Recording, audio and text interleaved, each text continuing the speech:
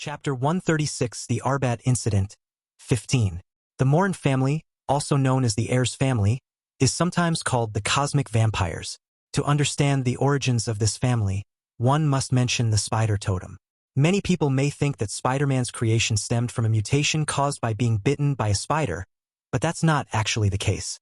Spider-Man's powers are actually magical, derived from an ancient spider totem. Animal totems are a very mysterious and powerful force in the entire Marvel Universe, and the spider totem is one of the best among them. Faced with such a powerful force, it is natural that some people would want to steal it. There exists a group of beings in the universe that are very similar to vampires. They travel through various multiverses, killing all beings associated with totems to absorb their power and strengthen themselves. This is the Moran family. Schiller said to Nick on the other end of the phone, "I have to admit, I didn't expect them to want to make a move against Spider-Man so quickly. Our small bait has actually caught a big fish. Instead of addressing this issue, shouldn't you be more concerned with how we're going to deal with them? According to you, they even have the ability to travel through the multiverse beyond human comprehension, and most of their targets are easily defeated by them. So, how do you think we ordinary humans should deal with such powerful supernatural beings? The truth is, we don't actually need to deal with it." "What do you mean?" Nick asked him. "I think you should be able to imagine that since there is the Moran family, there must be other extraordinary beings similar to them, and there will probably be a lot of them. Think about why humanity has been able to live peacefully until today. If they could really do whatever they wanted here, let alone one Earth, they would destroy several solar systems as well. Of course I know that there is a mysterious force protecting the Earth. In fact, I have been paying attention to this ever since I took over as director of S.H.I.E.L.D. But if the guardian of this bat god really descends, does that mean they have found a way to break through Earth's defenses? They're still a long way off.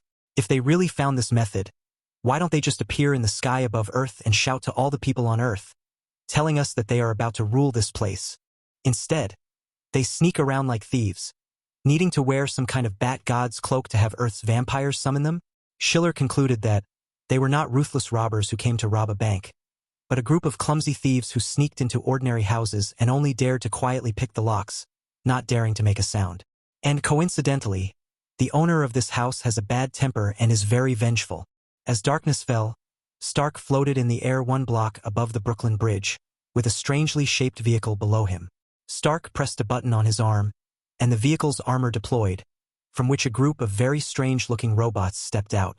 They have 4 sturdy mechanical legs, a ring of mechanical arms on the upper part with gear grippers and hooks, and the main body resembles a hexagonal nut.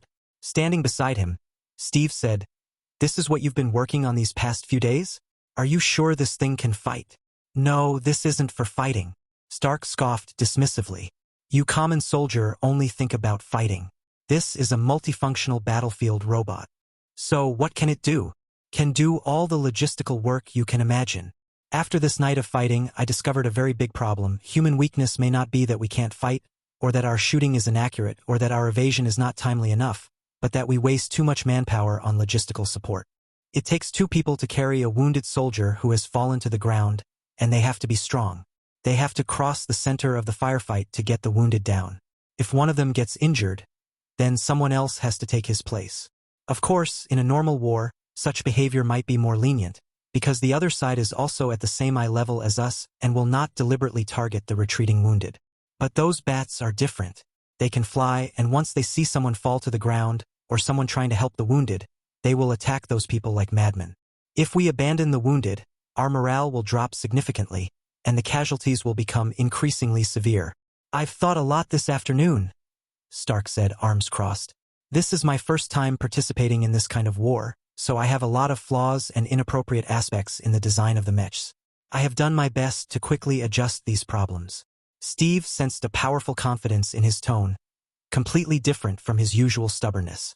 At this moment, Stark, or rather Iron Man, truly exuded charisma. He is exceptionally talented in his field of expertise and makes no attempt to hide his mistakes and weaknesses.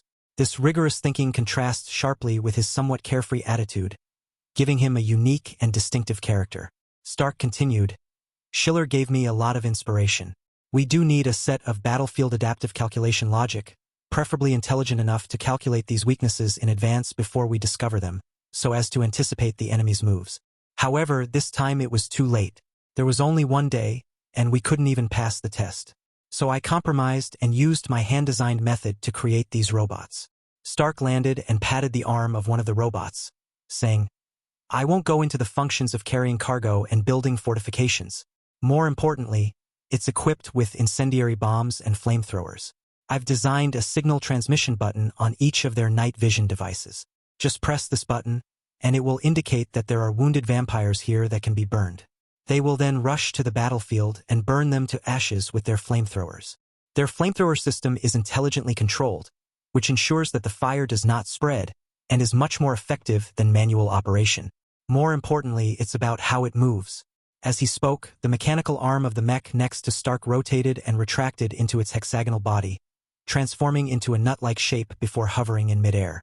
Stark looked up at it and said, Currently, I haven't seen any vampires with the ability to interfere with magnetism, so this machine can move very quickly using a magnetic levitation system. Once it moves over the wounded soldier, the mechanical arm at the bottom will scoop the wounded soldier up, wrap him in its own mech, and then fly him back. The mechs have some first aid measures and some healing serum, the batch that Connors researched. However, the quantity is not too large, it should not be enough, but at least it can ensure that the seriously injured can live until they are admitted to the hospital. It's already pretty good. Steve walked over and examined the hexagonal nut floating in the air. He said, War always kills people, it's just a matter of how many. But it's always good to have one more person live. Are you going to reminisce with me about your glorious days on the battlefield again? Steve shrugged and said, No, thank you. I won't nag you about it since you did a good job this time. As expected, you did it on purpose all along. Stark said angrily, his eyes wide. Steve spread his hands and said, I used to use this trick on your dad, but you've improved a bit. At least you can last for more than 5 minutes. When Peter arrived, he saw Stark grabbing Steve by the collar. Peter rushed over and separated them. Stark shook his arm, glanced at Peter and said, What happened to your suit? Why is it so black? Peter shook his head. Stark, noticing his distracted expression, asked, Hey kid, what's wrong? Are you hurt? I don't know, Peter said, sounding pained. My heart is pounding. My spider sense is beeping. But I can't find the source of the danger. I feel terrible. Stark could tell he wasn't joking. So he went over, patted Peter on the shoulder and said, I think you need to take a break. You're not even an adult yet, and you've been fighting for over 20 hours straight. This won't do, Steve said. Peter seemed a little agitated. He said, Leave me alone. I know what I'm supposed to do. I'm going to stay here and wipe out all those nasty monsters. Something's not right with you. Stark was about to continue when Steve stopped him. Peter sat down against the car tire, and Steve squatted down beside him, looking him in the eye and saying, Of course, we don't mean to interfere in your life, but as your elder, and I certainly am, I'm a little worried about you, Peter. If you think you can still hold on, then stay, but in reality, you've already done enough, you could even call it heroic. Peter frowned, closed his eyes and said, I'm sorry, I don't know what's wrong with me. I just feel very irritable and restless. Schiller will be here later. You can talk to him. Perhaps a psychiatrist can help with these symptoms. Dr. Schiller is coming? Why? This is a battlefield. He'll be in danger. Stark and Steve exchanged a glance. They realized that the naive Peter seemed to genuinely believe that Schiller had no special powers and was just an ordinary person who needed protection. As darkness was about to fall, the 3 lines of defense were fully set up. With the help of Stark's special logistics robots, the battle lines were built very quickly and were very solid. The situation was much better than expected. A mansion at the back became a makeshift command post. Schiller sat on the 2nd floor with Peter opposite him. He covered his forehead and said, I feel really bad, Doctor. I have this feeling that something dangerous is about to happen, but I can't pinpoint the source. Was it your spider sense that alerted you like this? That's right. It's hard for me to explain to you what this feeling is like. In short, my spider sense used to allow me to see the source of danger and even directly control my body's movements. But now I can't see anything. When I concentrate, I can't find anything, but it just keeps making a faint sound. Because you've always used it as a passive ability, have you ever thought that you can actually control it actively? Active control? I've tried it before, but no matter how much I concentrate, it just won't appear. That's because you didn't encounter any dangerous stimuli at the time, so you couldn't maintain that brief state. But now is a good opportunity. Since your spider sense has been working all along, you can try to activate it. Peter closed his eyes and tried hard to concentrate, but his spider sense was like a constantly plucked string, disrupting his thoughts and making his attention very scattered. Venom said, "Clear your mind, and I think I can help you." Peter tried to clear his mind to think of nothing, and then gradually, he saw a black mass spreading in his consciousness, and soon an image flashed by. Schiller saw Peter jump up from his chair with a start, then say in horror, "I saw." "Calm down, Peter. What did you see?" Peter, his face filled with panic, told Schiller, "I saw Mr. Stark fall from a tall building. He wasn't wearing his armor, and then he crashed to the ground." Peter's eyes were red and he was almost crying. His voice was hoarse and trembling as he said, "I saw.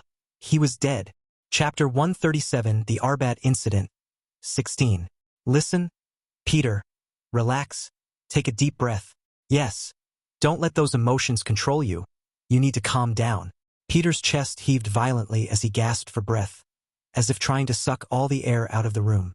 After a while, Schiller helped Peter sit back down in his chair. Schiller looked into his eyes and reassured him, "Don't think about that scene. It was all just your imagination." "No." Peter covered his eyes in anguish. "I've seen these things in my spider sense before, and they all happened. But at least it hasn't happened yet. What you should be thinking about now is how to turn this situation around." Schiller tapped the table, drawing Peter's attention back, and then said, "I think you've seen yourself in danger with this ability more than once, but you've always managed to turn the situation around on your own. This time will be no exception." Peter's Adam's apple bobbed, and he hurriedly said as if grasping at a straw, "Really? Yes. That's right. I avoided all the dangers I sensed before. This time will definitely be the same." As he spoke, he stood up from his chair and began pacing back and forth. He said, "It's all right as long as I keep an eye on Mr. Stark. I keep an eye on him, or prevent him from going up to the high-rise buildings. Everything will be fine." Schiller reminded him, "Do you remember the analytical method I taught you before? You can start from the cause instead of the result. Why don't you think about what would bring this danger to Stark?"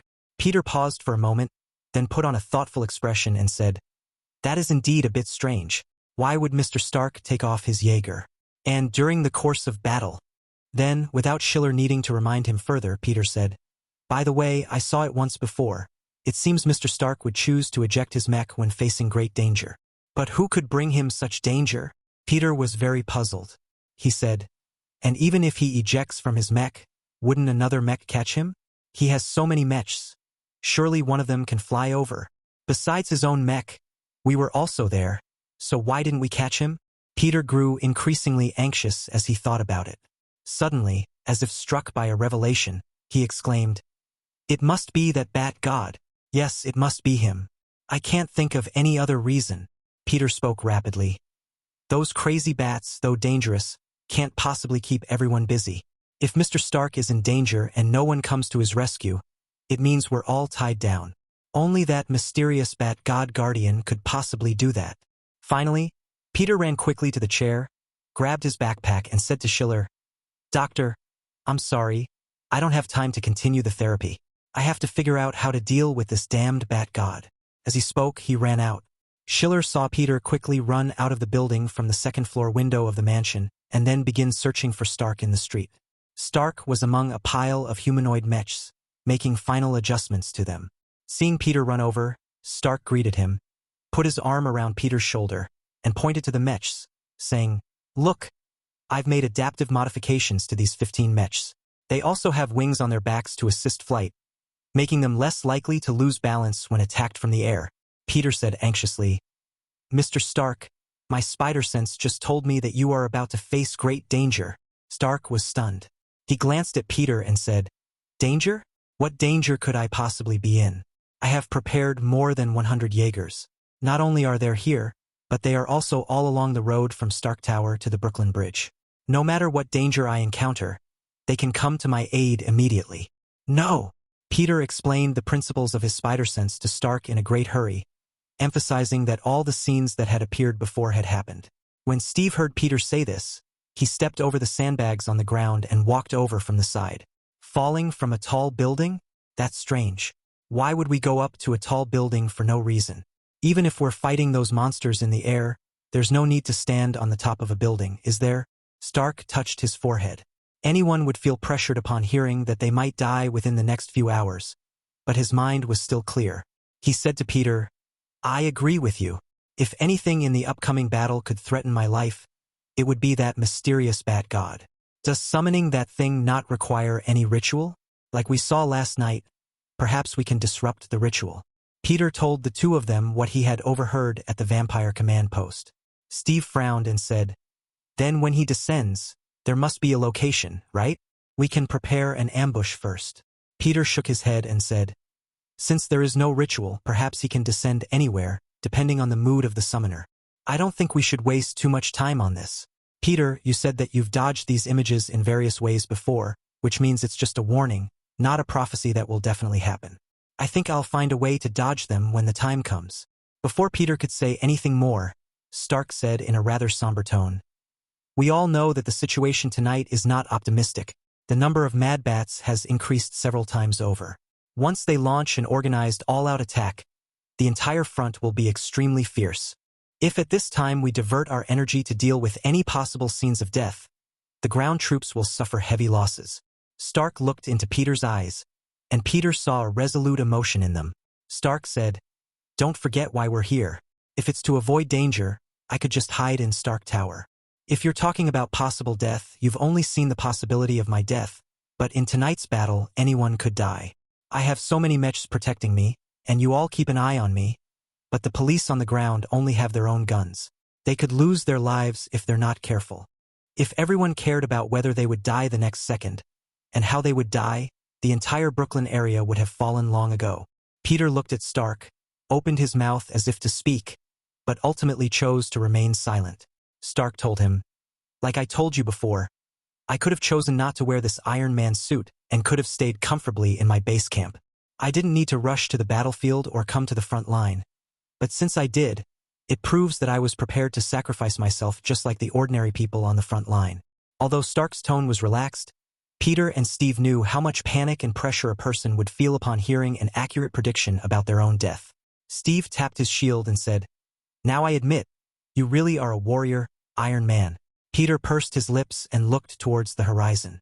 The last rays of dusk were swallowed by darkness, and the sky became completely dark.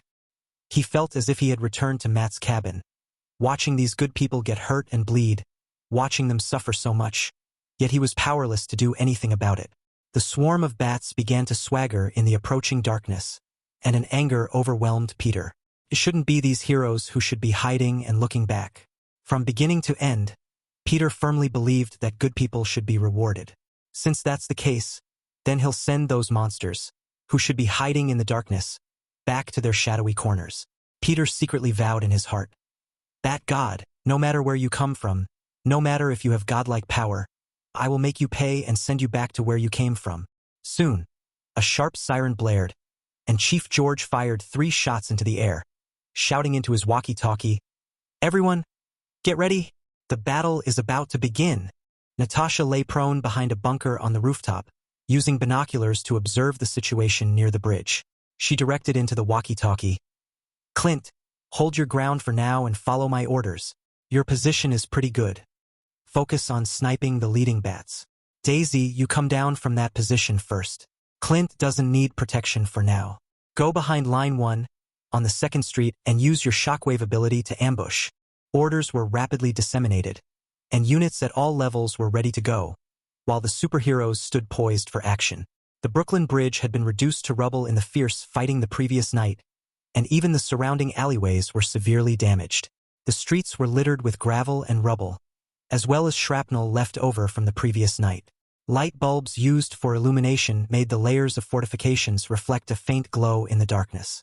The eyes of the logistics robots also glowed faintly, contrasting with the guns and weapons in the hands of the heavily armed combat personnel. As the first bat took flight, on the other side of the Brooklyn Bridge, the skyline resembled a rising black tide, with countless bats flashing red eyes as they danced and instantly obscured the entire sky, even dimming the moonlight. Everyone looked up at the astonishing power of the Bat Army. Steve said, We still underestimated their madness. As the two were discussing, Stark saw a figure swing across on a spider web and land directly in front of the front line. Stark and Steve were both shocked. Steve yelled, "Spider-Man, what are you doing? Come back. That's dangerous." That place is even further away than the first line of defense, with almost no cover or protection. Once you land there, you will immediately face a frenzied attack from bats at their peak. But Peter acted as if he hadn't heard. And then, something unexpected happened. Chapter 138, The Arbat Incident. 17. Everyone behind the defensive line saw that the figure, which appeared somewhat tiny amidst the overwhelming swarm of bats, was directly attached to two nearby buildings by two strands of spider silk. The two buildings were deserted, and their structures were already on the verge of collapse from the previous night's battle. This time, Spider-Man shot out two black webs with large webs at the top, which directly stuck to most of the building's surface. Immediately afterwards, Spider-Man exerted force with both arms, contracting inwards, and the two buildings began to tilt gradually with a teeth-grinding squeaking sound. To everyone's astonishment, the two massive buildings collapsed with a deafening roar, sending up plumes of dust. The first wave of bats rushing toward the defensive line were caught completely off guard and were instantly buried beneath the towering structures. Everyone present was stunned. Those are two buildings that are tens of meters tall. Previously on the battlefield, Peter played more of a highly agile support role. Wherever there was an emergency, he would arrive immediately to either repair fortifications or escort the wounded, playing a more auxiliary role. This was the first time everyone realized just how powerful Spider-Man was. Stark opened his mask and stared straight at Peter, finding that he showed absolutely no signs of fatigue. As the building collapsed, Peter nimbly dodged, then grabbed a nearby truck and hurled it at the remaining survivors. The giant truck, whose tires were as tall as a man, was no different from a small stone in his hands. Stark swallowed hard. Steve asked, "Can your Jaeger do that at full power?" Stark hesitated for a moment and said, "It's possible, but you can't use this method of exertion. You have to find a support point, which doesn't make sense. His potential is probably much greater than this." Steve crossed his arms and watched Spider-Man wreak havoc in the center of the battlefield. Having also undergone physical mutation, Steve was well aware of this. He said, "Peter's power is still a long way from being fully developed. His potential must be terrifyingly high." Stark frowned, somewhat anxiously saying, "I'm starting to feel some pressure. If what you're saying is true, then his spider sense might really be able to achieve the effect of prophecy." "I'm talking about the future." Steve looked at Stark and said, "At least for now, Peter is still in the adaptation period. The power that this mutation has given him is far from reaching its peak. Even his spider sense is the same. To be honest, I think it's a bit strange. Peter told me before that his spider sense rarely forms a specific image, especially for such a long time, from when you are ejected from the mech fall and then crash to the ground. This is too specific. Does spider sense have any kind of scene-by-scene editing? First, it shows the environment you're in, then it shows you ejecting from the mech and falling, and finally it shows the result of your landing. Even a prophecy wouldn't be this clear and specific, would it? Now that you mention it, I also feel that something is amiss," Stark said with some doubt. Peter never mentioned before that he had the ability to foresee the future, especially with such clarity and accuracy. "Perhaps he will be able to do it in the future," Steve concluded. "But for now, his spider sensibility, which matches his current strength, shouldn't be able to make such clear predictions. In any case, I still need to be on guard, because if this is true, things will get very complicated." Spider-Man blocked the first wave of the most intense attacks, giving the defenses behind him a chance to breathe. When the second wave of bats attacked, the bats learned their lesson and no longer swooped down from mid-air. Instead, some of them transformed into human form to coordinate with ground attacks and weaken the humans' air defenses. After a day of preparation, human firepower was greatly enhanced. Thanks to Pierce and Nick's efforts, all the troops involved in the defense received ample heavy firepower, and the advantage of human weapons became apparent. Most human heavy weapons generate high temperatures and explosions, which is exactly what vampires fear most. In addition to the need for precise targeting, they also cause significant splash damage. At some key defensive locations, oil barrels that can be detonated by snipers have been placed.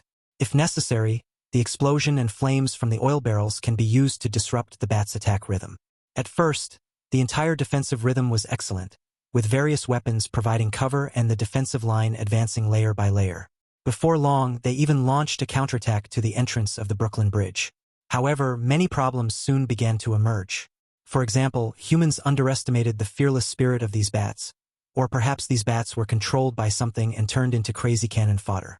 Hawkeye had just detonated an oil drum, the explosion severely injuring one bat and setting another on fire. But the burning bat didn't retreat. Instead, it charged into the nearest machine gun base, engulfed in flames. Despite the machine gunner's preparations, one man was still set ablaze and might have died had his comrades not extinguished the flames in time. However, the burns also prevented him from continuing to fight, and he was soon taken away by a hexagonal nut robot. These crazed bats are utterly reckless. They'd rather inflict heavy casualties on the enemy than lose 1,000 of their own, just to keep attacking. Hawkeye lowered his bow, cursed under his breath, and then said to Natasha on the other end of the walkie-talkie, "What's going on? These bats are even more frenzied than last night. Their legendary bat god may very well have controlled them with some kind of power," Natasha said, her tone as calm as ever. "But Nick told me that perhaps things will change soon." As the battle intensified, humanity's advantage gradually diminished, and the two sides entered a meat grinder-like stalemate. Stark was firing a shot that repelled an attack by a Mad Bat when his Iron Man suit took to the air and fired several shots to drive back the bats that were about to charge into the position. At that moment, Jarvis's voice came from his face. A communication from Stark Tower Laboratory. "The communicator is Dr. Connors." "Connect the communications," Stark said, floating in midair. Dr. Connors' voice came through the earpiece. He spoke quickly and calmly. Connors said, "Listen, first of all, regardless of the principle, I've developed a drug that, if released properly, can render all the bats on the battlefield incapable of fighting at once." "Just tell me what to do," Stark said bluntly. "I told Nick before that I had a better way to solve the problem at its root. And now I have succeeded, and I only need to take the last step. In short, using the lizard serum I extracted, the same serum that turns me into a lizard monster, I created an infectious mutant serum to infect those bats. Once bats are infected, they begin to become lizard-like. Unlike humans, bats cannot become lizard people. They can only become lizard-like, for example, growing thick scales all over their bodies, growing tails and legs, and losing the ability to fly. I changed the ingredients to make this mutation more uncontrollable, so they could either grow a tail on their chest or be crushed to death by the thick scales. This mutation is completely uncontrollable, so once infected, the mutated bats will almost completely lose their ability to fight. "But wouldn't that infect humans?" Stark asked. "Of course not, otherwise why would I bring so many bats here for research? This is a targeted infection serum that is completely ineffective against humans. I've already tested it." "Okay. Then what else do you need?" "In order to eliminate all the bats' fighting force in one go, I need a spray generator with enough power. Ideally, it should be able to spray this mutated serum out in an instant, covering the entire battlefield and infecting all the bats. It needs to be fast to prevent them from using any magical means to retaliate." Stark pondered for a moment, then looked at the increasingly fierce battle on the ground and said, "Let's do it this way. I remember I still have an ultraviolet generator. Do you think that will work? I've reviewed all your generator design drawings. Based on my estimates, its power is insufficient. Light and gas are different. Gas requires tremendous propulsion to quickly cover the entire battlefield. Then hurry up and renovate. I've already granted you access to all the labs. Ethan and I have already put together a version. It just needs the final testing. We'll be on site in half an hour. The problem you need to figure out now is where to set it up and how to detonate it." Connor spoke rapidly. "Theoretically speaking, its spray range will be a sphere with a diameter of about 300 meters. In order to maximize the use of this range, the location of the generator will definitely not be on the ground. Find a tall building in the nearest area of the firefight zone. Once you have chosen the location, we will transport the generator there immediately." Stark said, "In fact, there's only one tall building in the entire area." He looked up and saw the Brooklyn Heights, located on the east side of the Brooklyn Bridge. As if sensing something, Stark asked Connors, who heard silence on the other end of the communication, "What's wrong?" After a while, Stark's voice came through, "No, it's nothing. There's only one building that meets the conditions you mentioned. Once the device is set up, immediately transport it to the roof of the Brooklyn Heights building. Jarvis has already sent the exact location. I'll be waiting for you there." Connors detected a strange emotion at the end of his voice, but he didn't have time to chat and quickly hung up the phone. Meanwhile, Peter flew over to Stark's side on his web and said, "The situation at the front is very bad. Where is the turning point Natasha mentioned? Do you know, Mr. Stark?" "Never mind that." Stark's voice came from the mech, distorted by a slight electrical current. He continued, "Tell Steve to take a squad and wipe out all the vampires near Highland Tower. I'm going up there." "Highland Tower?" Peter turned around and saw that it was indeed the tallest building in the vicinity. He said, "No, wait, you can't go. You forgot. You forgot my—" "I haven't forgotten, Peter. I remember it perfectly, but I have to go." Iron Man, clad in his armor, flew straight towards the destination, with Peter chasing after him, yelling, "No! You know you'll die if you do that." "God!" Peter pulled out his walkie-talkie and said to Steve, "Stop Stark. He's gone mad. He's going to Highland Tower. Peter, protect Stark." Steve's voice came from the walkie-talkie. He had obviously received Connors's message as well. He said, "There are some things you have to do even if you know they won't end well." Peter was frantic. Having witnessed the scene firsthand, he simply couldn't accept it happening. He told Stark, "You don't have to go up. I can go up by myself. Is there anything I can't handle?" It takes time to activate the device and for the infection to take effect." Stark's voice was very calm. He said, "One person cannot defend against the bat's attack. Activate the device and then evacuate. Take someone to help. One person absolutely cannot do it. Then we can think of other ways. We don't necessarily have to." "Peter, I told you so." Stark stopped, his visor rose up, and Peter saw Stark's face. He didn't see any panic or fear on it. He looked calmer than usual. "If I were a coward, I would be hiding under the protection of Stark Tower right now instead of fighting here. I know better than anyone that if I am going to die, no matter how advanced the mech is, it can't protect me. I don't get any sense of security from this mech. I'm facing death every moment." In the pitch-black night sky, Peter hung on the wall of a building, watching Stark float opposite him. Stark's hair, hidden beneath his visor, danced in the wind, and his eyes seemed to absorb all the surrounding light, reminding Peter of the first sunrise he and Stark saw together. "Even without your prediction, I was worried every single second on the battlefield. Advanced mechs, even more advanced mechs. I will keep developing all kinds of mechs because of my fear of death. What I didn't tell you is that on that night in the Afghan cave, besides the pain, there was endless fear. No one is unafraid of death." Peter heard pain creeping into Stark's voice, as if he were recalling things he didn't want to remember. "At that time, I knew I was going to die, and no one could tell me whether I would survive. Just like today, I knew I was about to die."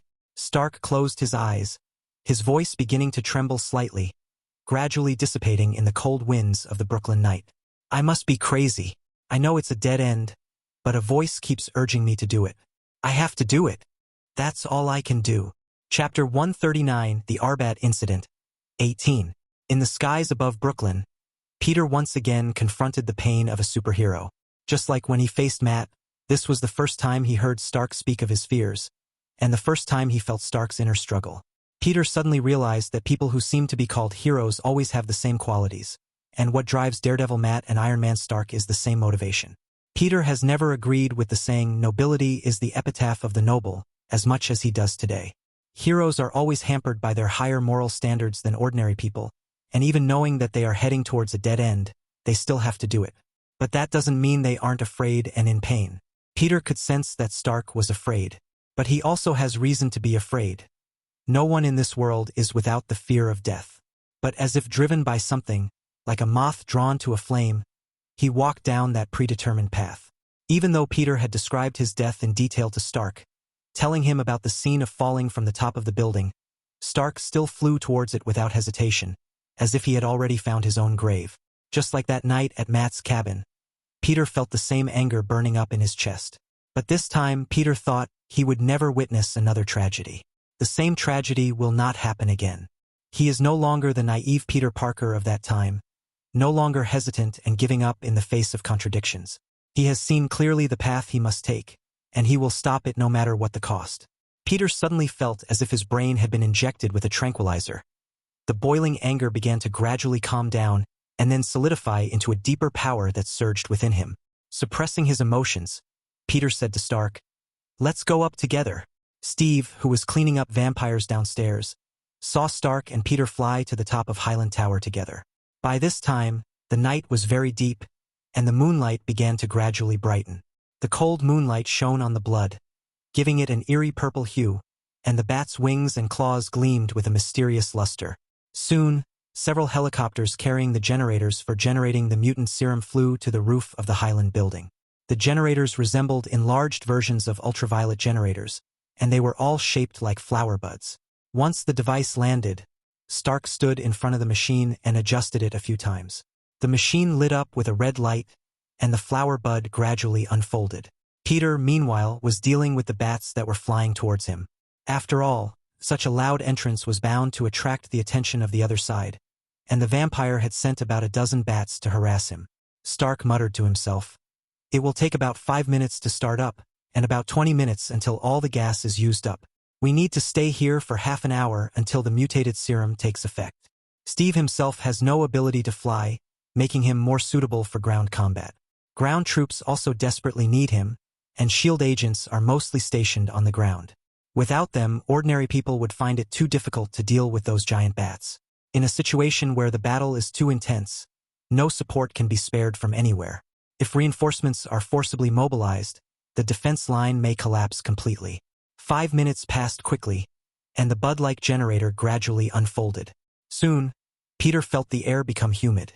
Then, Stark retreated, and a violent gust of wind swept through, causing the generator to disintegrate. A spherical storm swept across the entire battlefield. Peter leaned over the railing at the edge of the building and looked down. At first, the bats didn't change much, but in less than 2 minutes, some of the bats began to shimmer with scales. About 3 minutes later, the mutation broke out in full force. Many bats sprouted lizard claws from their heads, and a leg suddenly grew from their wings. Peter shuddered because he found these mutations to be rather unsightly, or to put it bluntly, disgusting. Imagine a bat flying peacefully through the air suddenly letting out a scream, 7 or 8 lizard legs sprouting from its abdomen, and then plummeting to the ground, turning into a fleshy ball of scales and claws. Steve rolled away, dodging a lizard-like fleshy monster that fell from mid-air. Feeling a discomfort in his throat, he spoke into the walkie-talkie. "Connors, this thing is absolutely disgusting. My God. I've lived all my years and never seen anything like it. Indeed, the combination of bats and lizards is really hard to accept. This kind of art style is too early for any carbon-based creature." Many frontline soldiers, although they were not injured by the falling bat-lizard monsters, suffered a great mental shock and squatted on the spot retching. However, it must be said that this mutated attack is extremely effective. The vast majority of infected bats lost their ability to fight.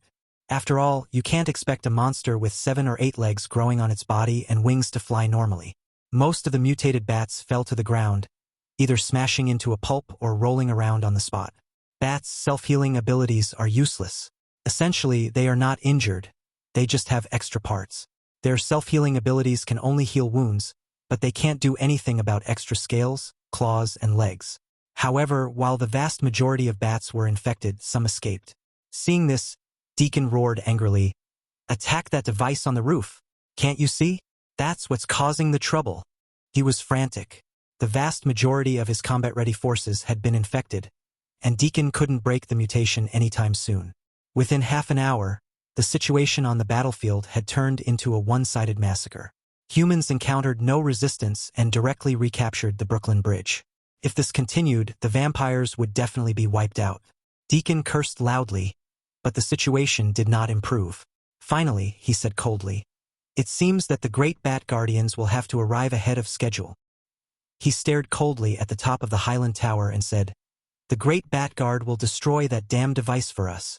On the rooftop, Stark and Peter were focused on dealing with some surviving bats when suddenly Peter's spider sense activated. A blurry image flashed by, and Peter yelled, "Back off! Danger! Back off!" Stark retreated in response, but it was too late. A burst of intense red light erupted from the center of the rooftop, and a red beam shot straight into the sky, almost dimming the starlight. Stark was blasted off the roof by the light, and Peter almost fell as well. Luckily, he used his webs to hang on to the edge of the building and quickly climbed back up. Although Stark's armor was damaged by the impact, the power system was still usable, so he also lay on the edge of the roof and jumped up. At the center of the rooftop of the Highland building, After the red light gradually dissipated, a figure appeared. Peter saw a male figure with long black hair, wearing a tuxedo, and with red eyes, appearing in the center of the pillar of light. This is indeed the common image of a vampire. Peter's spider sense has almost reached its peak. He was being driven mad by this intense sense of crisis. Every cell in his body was telling him to run, to get out of here, or he would die. The first words spoken by the Bat Guardian were, "Spider? Where are you?" "Oh, here you are, my sacrifice." Peter felt as if he were being choked, and he slowly fell down, feeling a huge suction force coming from the vampire. He clutched his neck and struggled desperately on the ground. Powerful physical strength cannot withstand this suppression of the soul.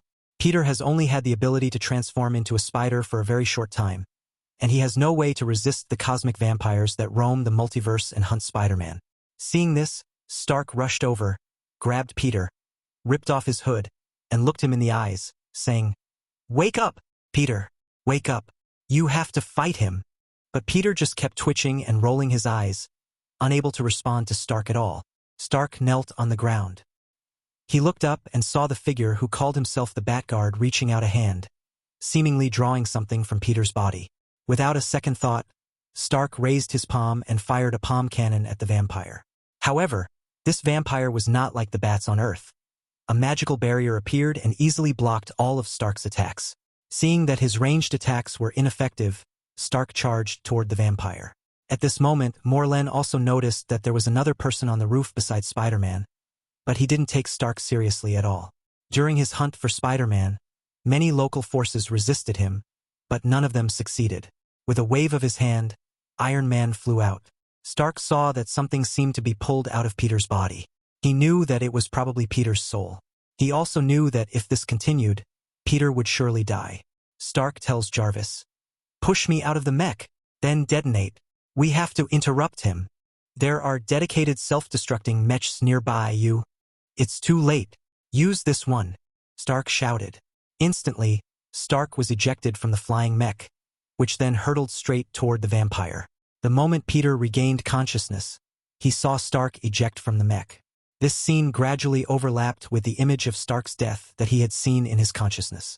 Peter shouted, "No!" Before he could finish shouting, black slime gushed out from one of his arms, wrapped around Stark, and then pulled back sharply, throwing Stark in front of Peter. However, the violent impact and sudden stop during high-speed movement still caused a huge shock to Stark's internal organs. Blood gushed from his mouth, nose, and ears, and almost instantly, Stark lost consciousness. Peter was gasping for breath. He was almost going crazy. The image of Stark's death kept replaying in his mind. It was so close. This intense fear overwhelmed Peter's reason. His spider sense began to blare wildly, and Peter's consciousness became a chaotic mess. Suddenly, the vampire saw Peter, who was kneeling on the ground, look up at him. The look in his eyes felt very unfamiliar to him. There was no fear or despair in them. He had never seen any Spider-Man with such eyes. During his hunting journey, he had seen too much fear, resentment, and hatred in the face of death. But he had never seen such calm as this black sea. "You damned vampire!" Peter slowly got up from the ground. He lowered his head, his hair falling in front of his eyes, blocking the bright moonlight and shrouding his eyes in shadow. "Don't compare me to those bats," the vampire said. "I am a member of the great Moron family. I am the god of bats." "Bats? No!" An endless black tide surged forth from the space of consciousness, and in a daze, a group of shadowy bats swept across an unfamiliar night sky. Mullen heard the Spider-Man's voice deepen, as if it were merging with another cold voice. "You've never seen a real bat." Chapter 140, The Arbat Incident. 19. Nick Fury stood atop the Empire State Building. He saw a burst of red light erupt in the distant New York sky, followed by a beam of red light shooting straight into the heavens. Holding his walkie-talkie, he said, "All units, take note. The so-called Bat God Guardian has arrived. Activate monitoring equipment and prepare for resistance." Before he could finish speaking, a black shadow suddenly rose into the air from the rooftop of the Highland building. In an instant, a massive black storm engulfed the entire Brooklyn sky, and a black curtain spread out from the center in concentric circles, bringing with it a black tide of endless terror. Nick stared, put down the walkie-talkie, and after a moment, cursed under his breath, then said, "Connect me to the New York Sanctum immediately. Who the hell is this damned Bat Guard? Is he planning to destroy the Earth? Aren't those mages going to do anything about it?" Near the Highland building, all the armed personnel stared in disbelief at the rooftop as a huge black sphere exploded out and then shrank back together, gradually forming a black monster over 100 meters long.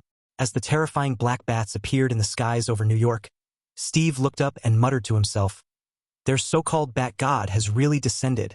Apart from Schiller, who was watching from the rooftop of the mansion, everyone else believed that this was the Bat God the vampires had been talking about.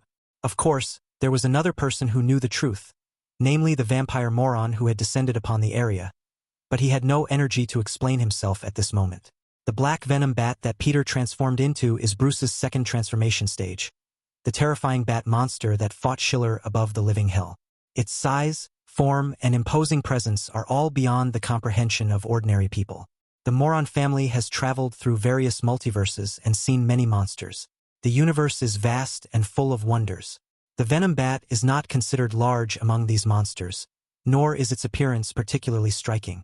However, the vampire moron could also sense things that ordinary people couldn't. In his vision, the venom bat's form was far more terrifying than it appeared. Its entire body was enveloped by an endless black tide, and the aura of fear it exuded was terrifying. Even Malouin, who had traveled through countless multiverses, had never seen such a tangible fear. The first wave of the black tide sent him flying backward to the edge of the rooftop. But soon, Morlen wanted to strike first. The members of the Molen family have the talent to absorb the power of other life forms for their own use. They are used to this way of fighting, so Molen activated his talent ability the moment he sensed danger.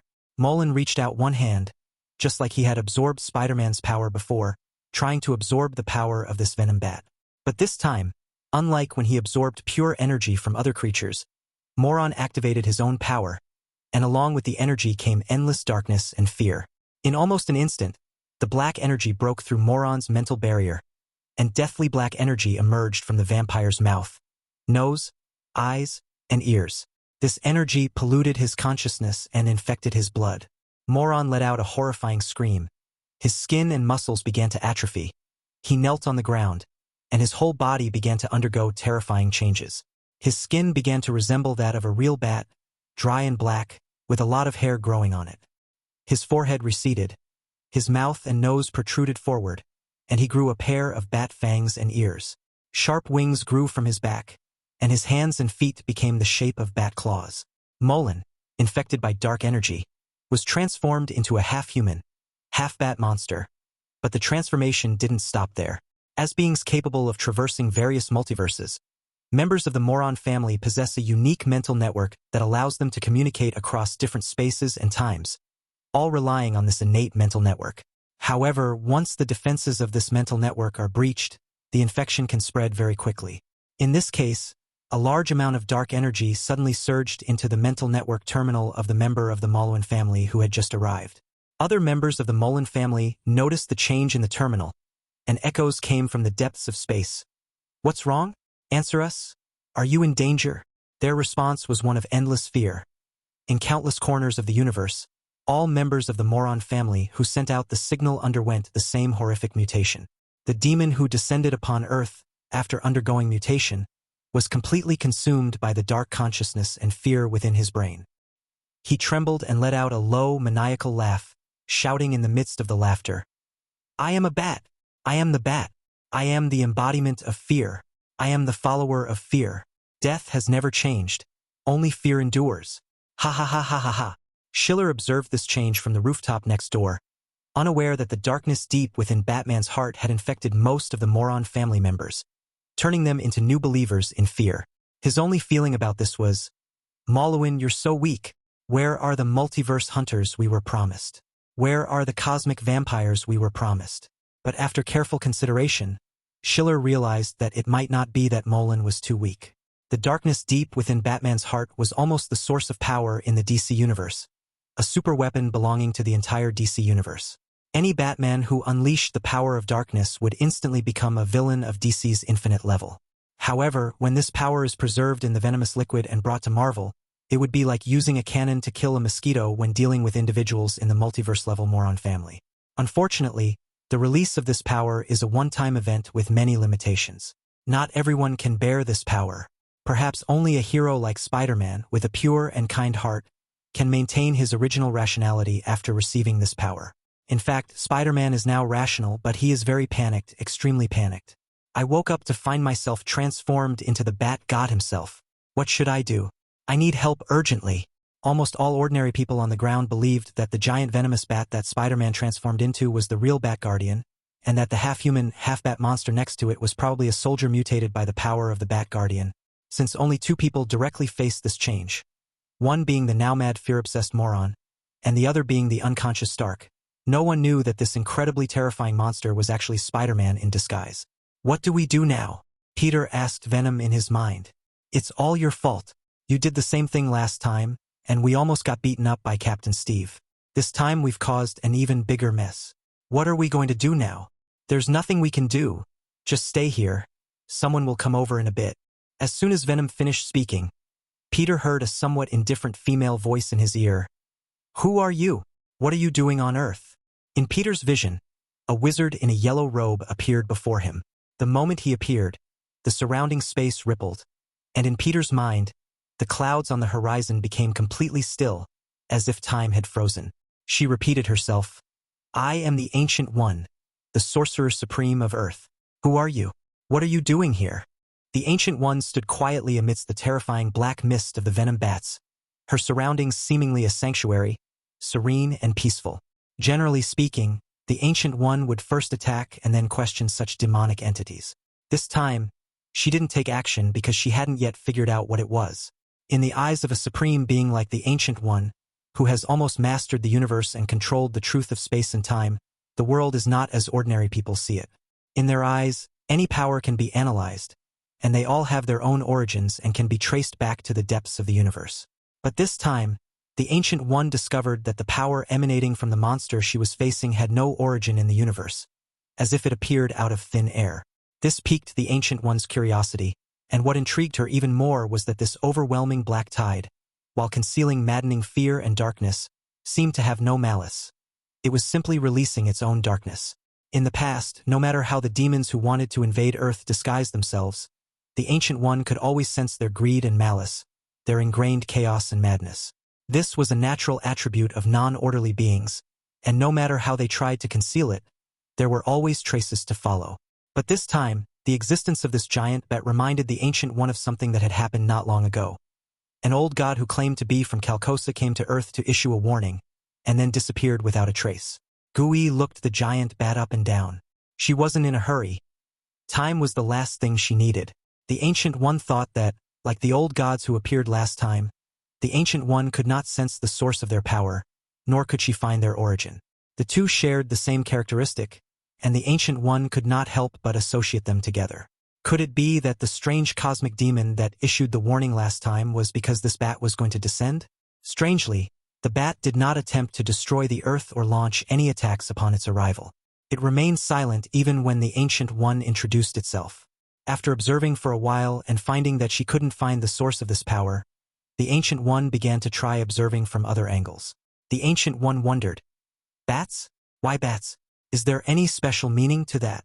After much speculation, the Ancient One finally sat down to meditate, seemingly beginning to communicate with some distant consciousness and seek answers from him. Totem? The power of a beast totem. A newly born totem? A bat, a follower of fear. The power of fear? I understand. It can indeed be used. After a while, the Ancient One stood up. Ignoring whether the monster could understand her or not, she said directly, Newborn totem, I am willing to lend you a hand. However, after you become a true beast totem, you must return this power to me tenfold. Peter couldn't understand what she was saying at all. In fact, he didn't even know who she was. Venom was silent for a moment, seemingly thinking, and then he sent a signal. At most twice as much. You are too greedy. You have already caused damage to the Earth. Anything more is compensation. Not that many. The mage, dressed in a yellow robe, stood with her hands at her sides. She calmly said, On Earth, I am the only one who sets the price. If you don't want to pay, then stay here forever. 5 times. The Ancient One paused for a moment, then muttered to herself, The power of fear? Make a deal. Now let's leave here. I'm going to catch the thief. After saying that, the Ancient One waved her arm, grabbed the Moron family member who had turned into a Batman monster, and then disappeared. The moment the frozen time shattered and the venom retracted its power into its body, Peter crashed heavily to the ground with a scream. Soon, Steve jumped out of a helicopter and saw Stark and Peter lying on the ground. He quickly helped them up. Stark was lifted onto a stretcher, and Peter was helped onto the helicopter by Steve. Schiller patted him on the shoulder from inside the helicopter, and Peter shook his head and said, "Thank goodness. Thank goodness we're all right. How's the battle going?" "Don't worry. The lizard serum is extremely potent. 90% of those crazed bats are no longer able to fight, and the rest are scattering and fleeing. We're using freeze guns to capture them.